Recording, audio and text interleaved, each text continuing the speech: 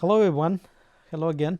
I'm Reginaldo Haslet Marroquin. I am with the Regenerative Agriculture Alliance and also part of a small ecosystem of businesses and organizations and partners that together we're trying to collectively achieve some regenerative agriculture outcomes, including the tree range chicken brand, also my own little farm, which I recently came into, Salvatierra Farms, which we're about to start deploying.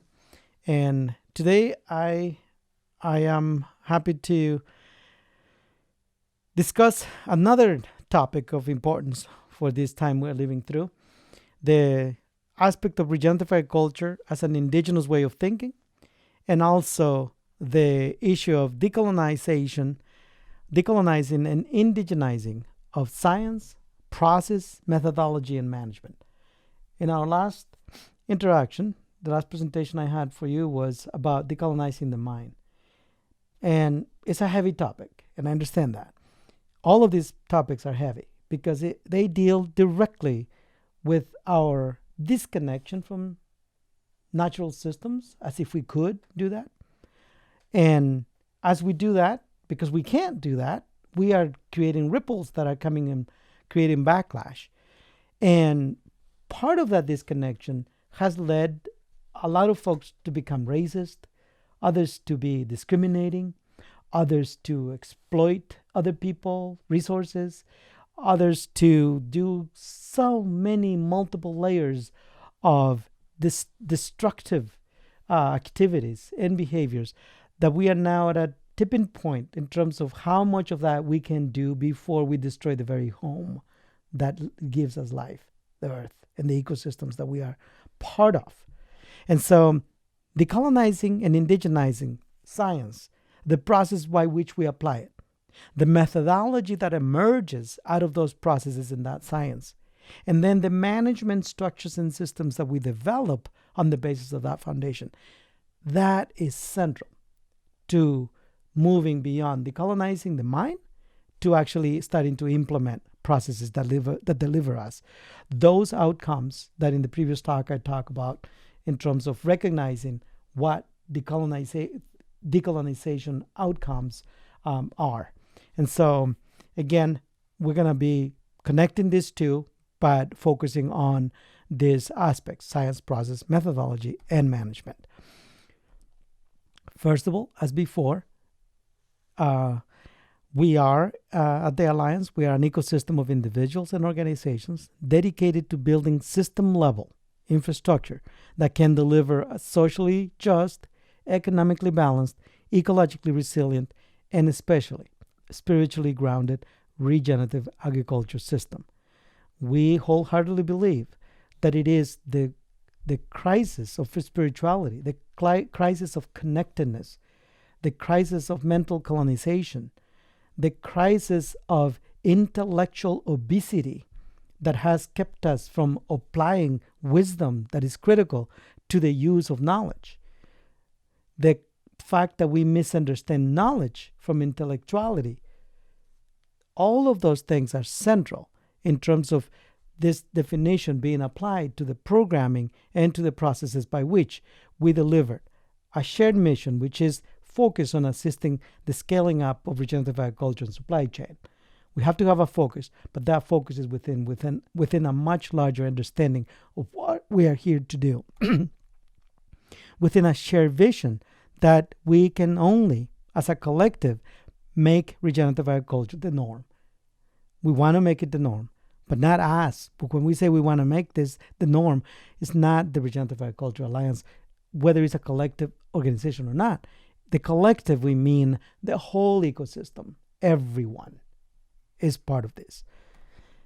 Our shared strategy is centered on initiating and supporting existing regenerative agriculture supply chain infrastructure and system-level projects, so long as they contribute tangible benefits to the collective nature of regenerative agriculture outcomes, and to focus on system management and system-level ownership, control, and governance as the core foundation of structural systems change. Specifically, our strategy goes back to whether it's physical infrastructure, processing facilities, farms, chicken coops, things that are tangible, property, plant, and equipment, physical infrastructure, or institutional infrastructure, such as organizations, businesses. Tree range is part of that. My farm is part of that. The organic compound, feed the people farm.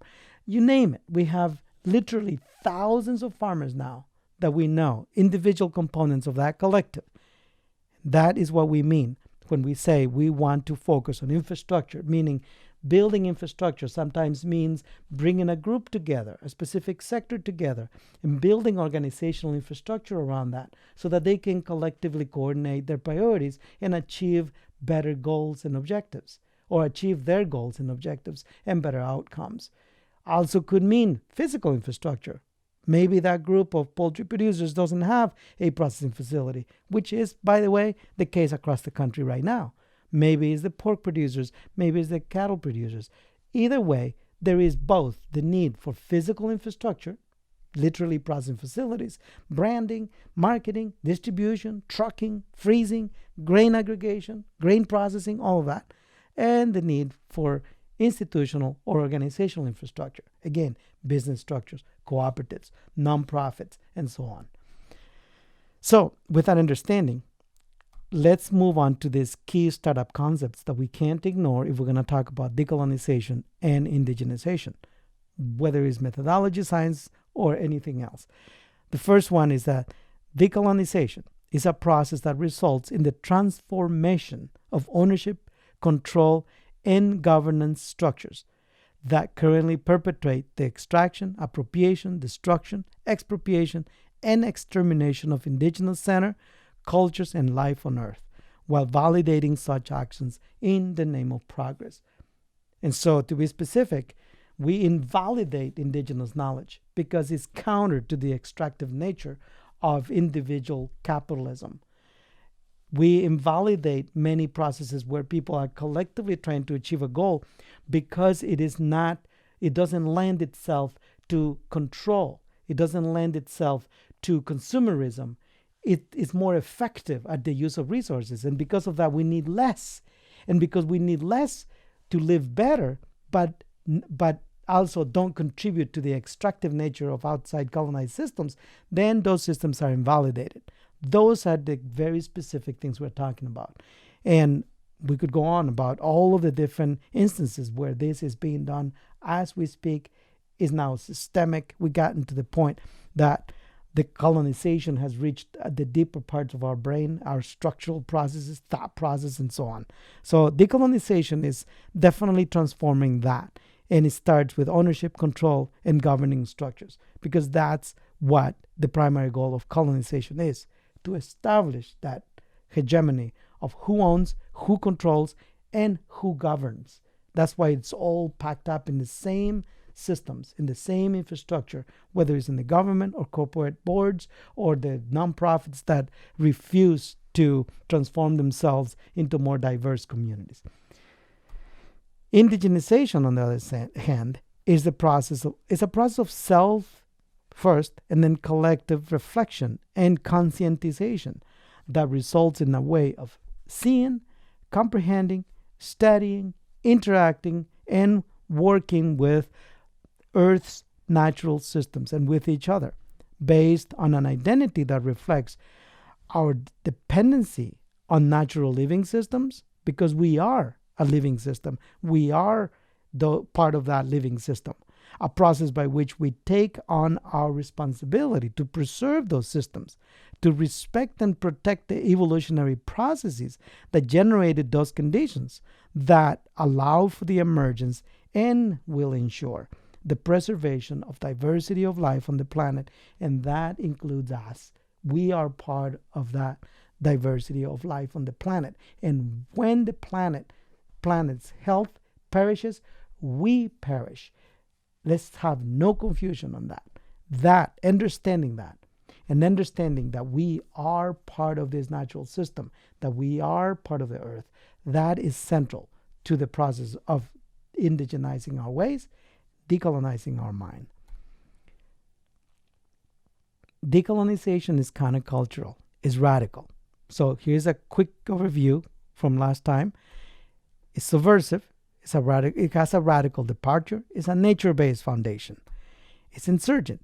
It requires commitment from all of us individually and collectively. Building a system with integrity and commitment requires that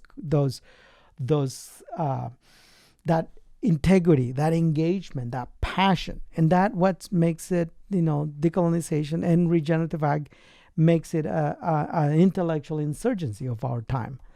It's revolutionary because it can ignite engagement at scale and changes at scale. Because it's not that one-off, it's not that romantic small farm kind of ideology. This is actually a way of thinking about large-scale ecosystems that evolved over evolutionary time and engaging them, re-engaging them from an indigenous perspective, from a decolonized structural system, so that we can revolutionize the way food comes from being non-edible energy, transformed through processes, physical and chemical processes, through the process we call farming, and becomes this food that we eat. Changing that at the scale that we can through regenerative ag is revolutionary. It's also evolutionary because the impact is adaptable, it's agile, it's resilient in strategy. So it can evolve, it can change. It's not linear. It's more in tune with the very processes that gave us the systems we have today in natural environments. And indigenous folks folks who are indigenous and who have had the privilege of being part of native communities that have preserved that indigenous way of being and thinking and acting and interacting and so on. Those folks have built a resiliency that now we can bring into a much larger scale way of thinking about how do we restore those evolutionary cycles where there is no linear behavior, but rather we evolve and we turn with the cycles of that energy transformation process that we call agriculture. We arrive then at an uncompromising destination that we want to call regenerative. So again, just a quick overview of that process, so that we can get into the actual nuts and bolts of how we then take a concept such as poultry-centered agroforestry and walk through the process of how we can decolonize and indigenize the methodology, the science, and the management. It is, again, a departing point centered on a decolonized, indigenous way of seeing and working with the living systems we are a part of. First of all, the chicken is a jungle animal. So that by itself is an indigenous statement. When we don't look at the chicken the way we want to, from a homocentric perspective would be to take the chicken, see it as food, manipulate it, then put it into a space where we can streamline the process from birth until it's ready to be harvested. That's colonizing. On the opposite end is recognizing that all of those things we do with chickens are foreign to the natural blueprint, and to the geoevolutionary nature of that blueprint. So obviously the most efficient, mechanically efficient way to get a chicken from day one to harvest is through a colonized, extractive confinement process, as we know CAFOs to be. That is the most mechanically efficient way to do it. From an energy perspective, which is the foundation of actual farming and actually indigenous ways of thinking, the process of taking a chicken from day one until it's harvested is more efficient from an energy perspective, a transformation of energy perspective, in its natural environment, a jungle. So compare and contrast those two approaches so that you can start moving from one to the other, hopefully from a colonizing way to an indigenous way. That's the purpose. Decolonizing science means quite a few things, but just to bring it into focus. First thing, the carbon cycle. How many of us actually understand that it is the most important and the indispensable resource in regenerative agriculture?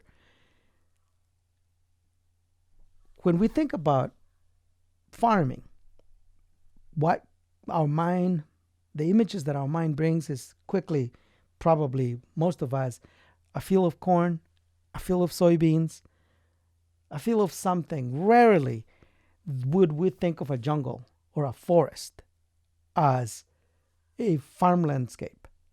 And yet that is the most efficient place where carbon gets turned from a non-edible form together with other molecules and other elements into edible forms. That's where the most efficient actual energy transformation happens.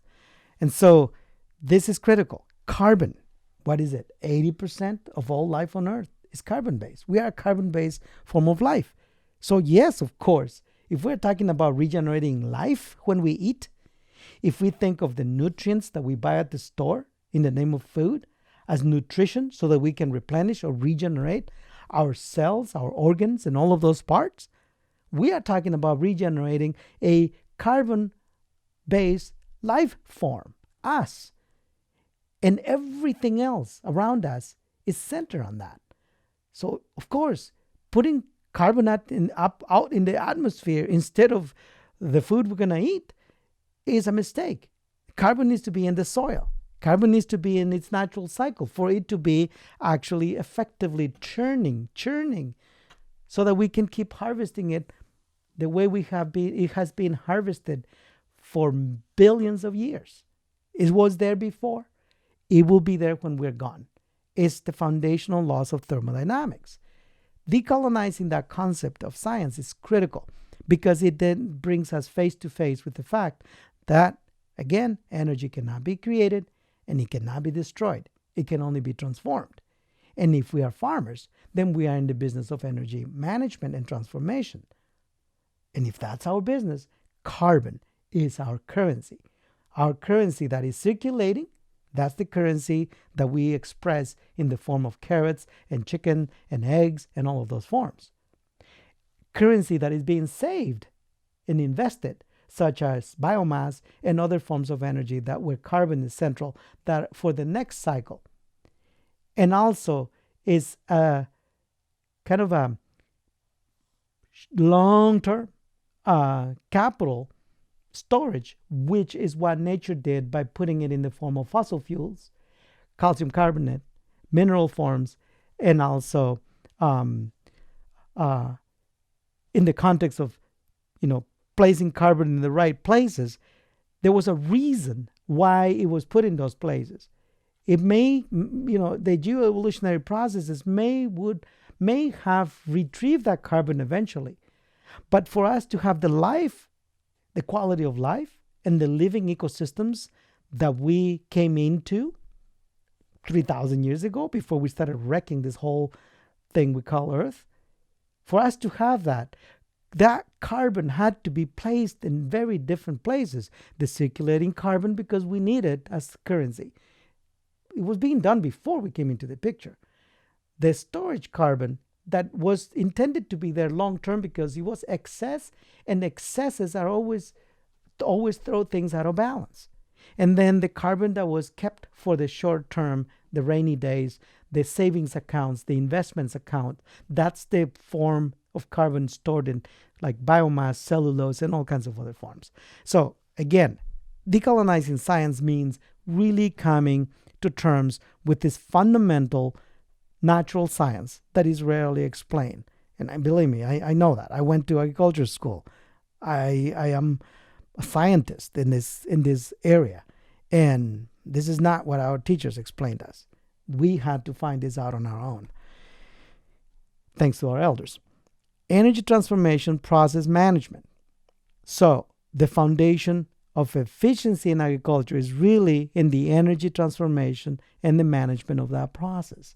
That's where the true efficiency is. It has nothing to do with how many acres a combine can harvest. It has nothing to do with how many bushels of corn or soybeans you can harvest per acre. It doesn't matter. It has nothing to do with how much you can extract.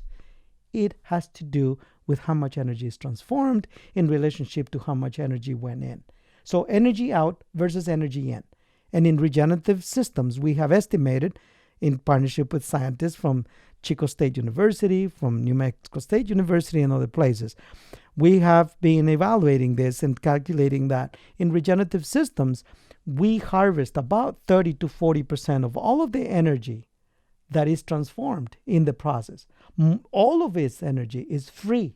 None of it has to be purchased from any corporation. It's in the air, in the soil, and it's in everywhere. It's in the poultry manure, it's in the feed, it's in the grain. It's all in there. All we have to do is manage that energy through those processes so that it's efficiently transformed into the expressions, molecular expressions, highly sophisticated organisms like carrots, like chickens and eggs, that we can then harvest for our nutrition and our personal body, mind, and spirit regeneration.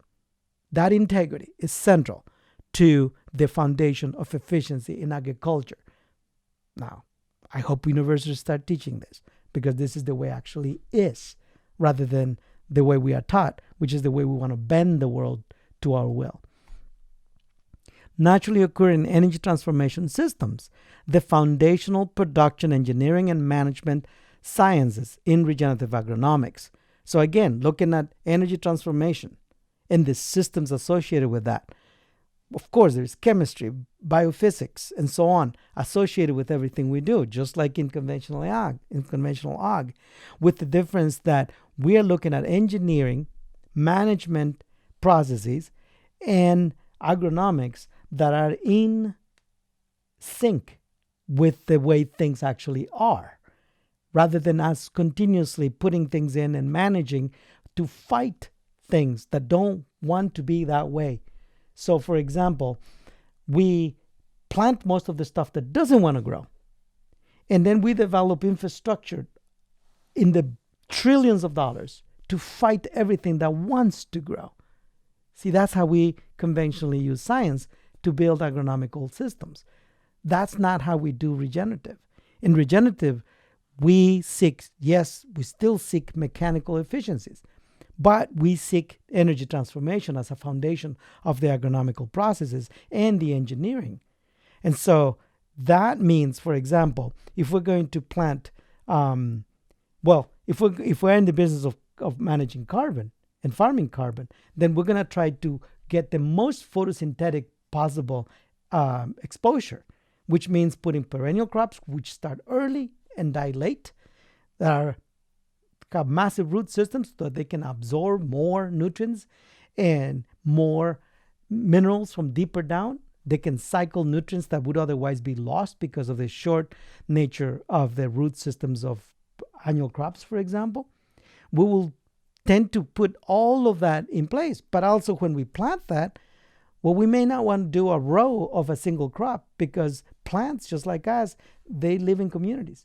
And they have built biological processes by which they interact with each other and feed each other. So all of that is what comes into regenerative agronomics, management sciences, and all of that. And that is how we decolonize science. The integration of local, regional, and national collective enterprise ownership and management systems.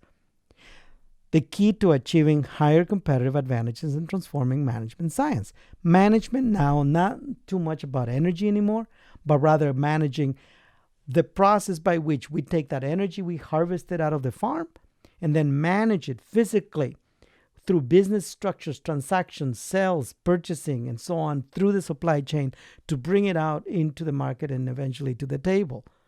That is what we're talking about. The integration of that into the way we manage the land, and mimicking those two parts would allow us to transform and to decolonize the business management science as well. So we're not just talking about, biological, physical, and chemical sciences. We're also talking about business management science. All of it is part of a single system.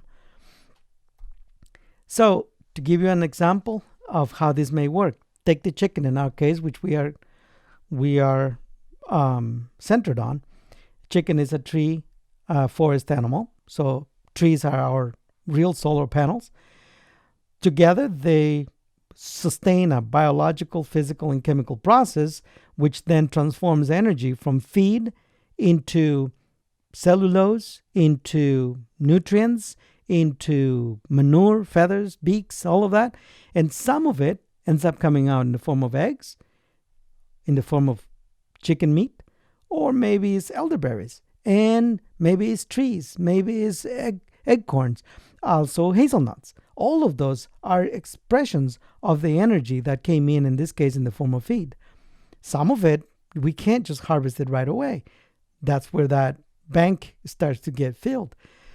Some of it is manures, feathers, and giblets, and we need to put them through a process by which we transform the biological processes, again, chemical and so on, transform them into energy forms that are available, become available as nutrients to grains, vegetables, medicinal herbs, and other things that we need in order to sustain our bodies and to continue that cycle of energy transformation, so that it gets to our table in an expression that is in alignment with our culture and our traditions and so on and so forth.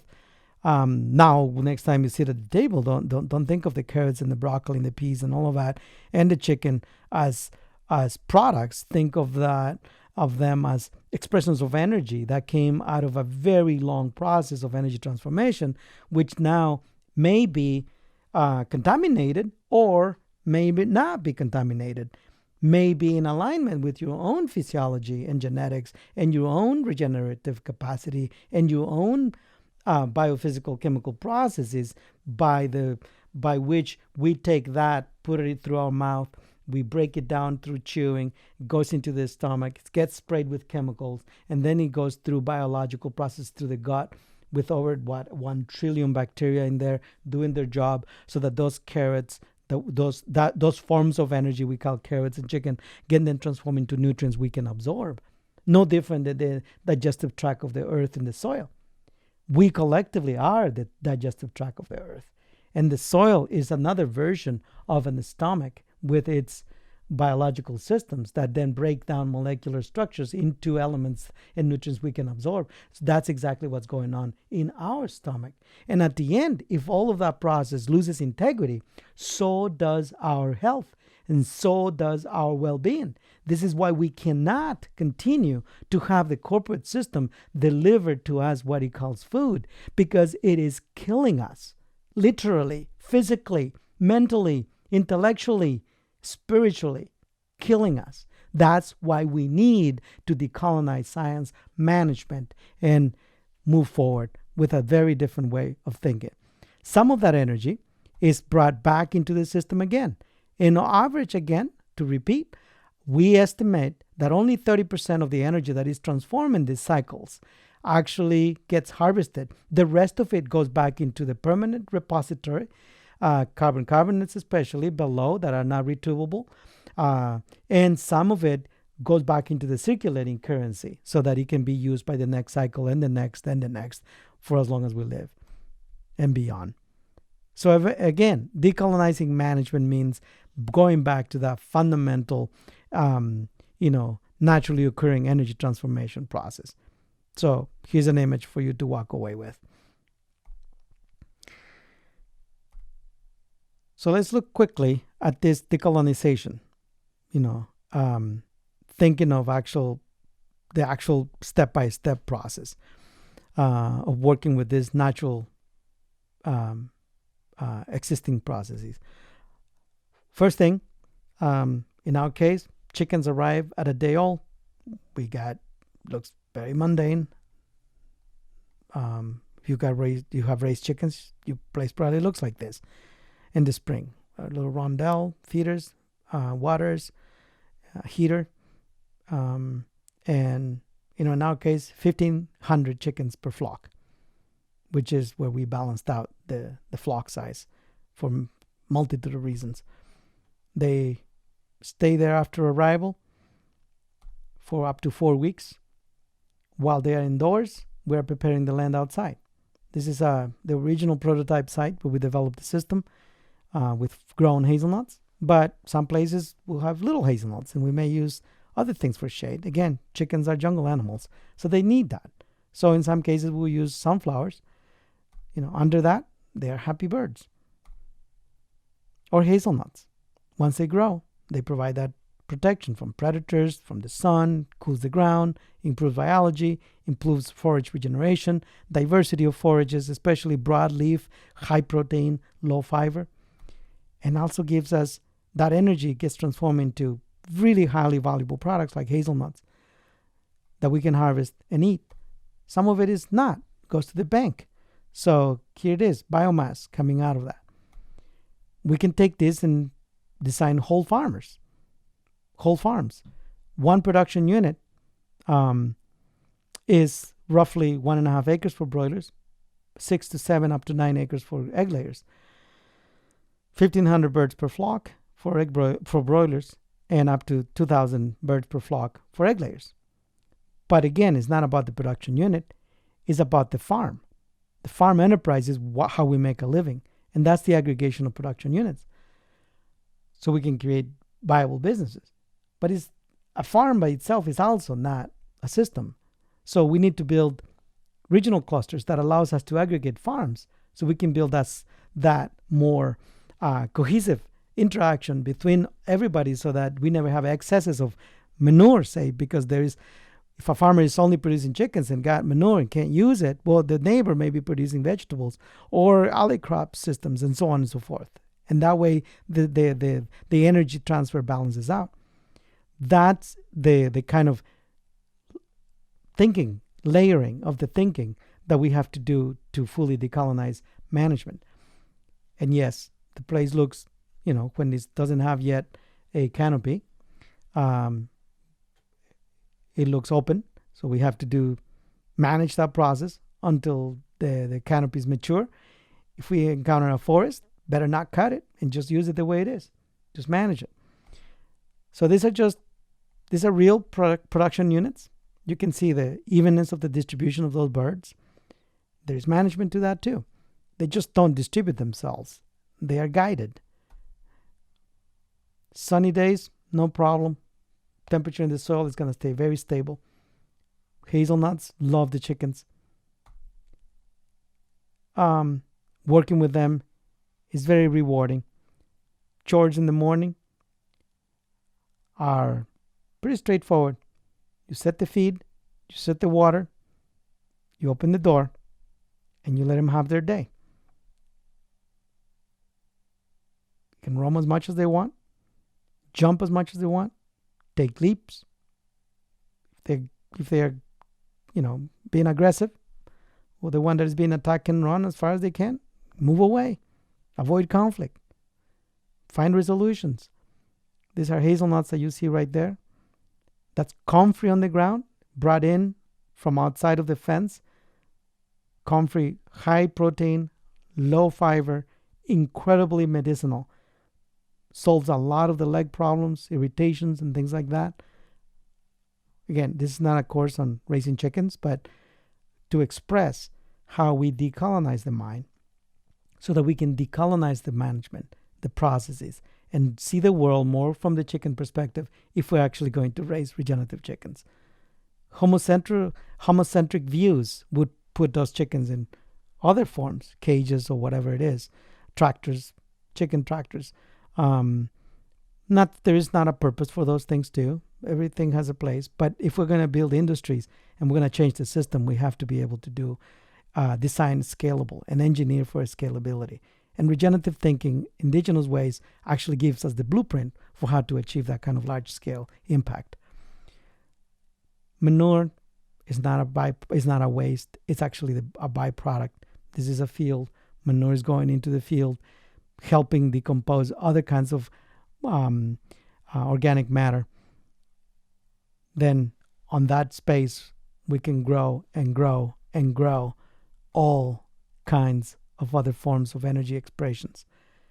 The list is endless. It's only limited by our imagination and by the ecological blueprint and geoevolutionary process where you are.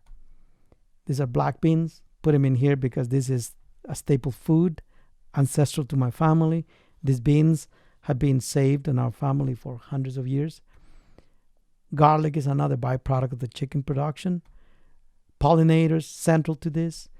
Hazelnuts are now coming out at larger volumes because of the chickens, and giving us incredible reliability, incredible returns on investment, and also incredible resiliency in terms of climate change. For example, if one thing doesn't work, something else may work. We have had whole weeks and months when we harvested abundant food to have fully nutritional meals right from the farm. This is one of those examples. None of the components in this meal came from outside the farm.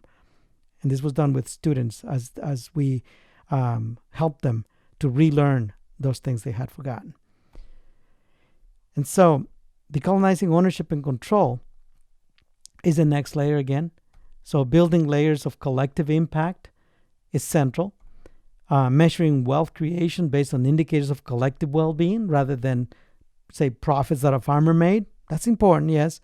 But if one farmer made money and 99 lost money, then the collective well-being is simply not there. The wealth was not really created. Thinking, designing, and building for scale, as well as ensuring that at the small scale, we coordinate to feed our families and to achieve food security and sovereignty. There's a lot more we could say about this, but we'll leave it there for now. And hopefully the discussion will generate more thinking in this area. On-farm poultry processing, equipment, so supporting the individual capacity of the farm, yes, it's important, but it is only part of a process. If we think this as a solution, then we're not understanding what systems actually are. This is a regional poultry processing facility. This is where the collective impact can be moved from individual farm support, like the MPPU, a mobile poultry processing facility, that may be able to support, state inspections and maybe local farmers markets and things like that, but doesn't really allow us to aggregate at a system level. Well, a collectively owned large-scale processing facility does the job, and it doesn't compromise our independence, our small farm blueprints, and any of that, as long as we think about this thoroughly and collectively. Branding. A collective brand like Tree Range Chicken is critical, so we can distribute ownership and control, we establish collective management of the supply chain, and we can efficiently and competitively deliver these chickens from farm to table. Aggregating the enterprise sectors, building regenerative actual design at a system level means putting the chickens, the eggs, no longer as farms, but as sectors of a region, for example. So when you see the chicken and the egg, we're not talking about farms. We're talking about collectives of farms doing the same thing under standardized systems so that we can move that product and support other species. Meat-eating fish, for example, can be perfectly incorporated into the byproducts from the farms, from the processing facilities that are generating giblets and guts and things like that. That cross-animal feeding is natural, and those, the manure going into fields to produce vegetables and other products in the processing of that can be combined, dry them up, and put them back as feed for the poultry itself. Once it went through a separate species, it's fine back again as poultry supplements and so on.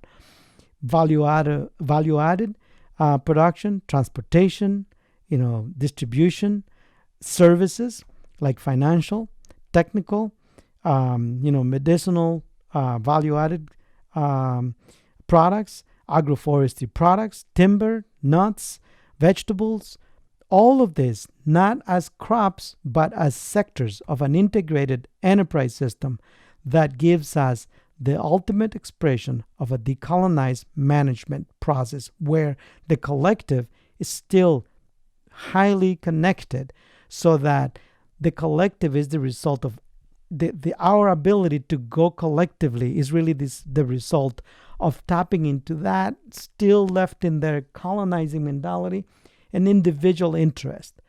That still has to be incorporated and managed and used as a way to get the motivation necessary to create the collective impact. So we're not discarding anything. Instead, we are managing and being actually fully inclusive. And that means also bringing in other sectors like enterprise management, financial, land management, organizing, R&D, training, extension services, all kinds of things that now become just natural when we design with a regenerative outcome in mind. So there is for you a way, at least one example, and at least some ideas on how we can decolonize the science, the process, and the management so that we can actually come to this uncompromisable regenerative outcome. So thank you for coming today, and I hope the discussion is robust and that we can move the regenerative agenda forward. Thank you.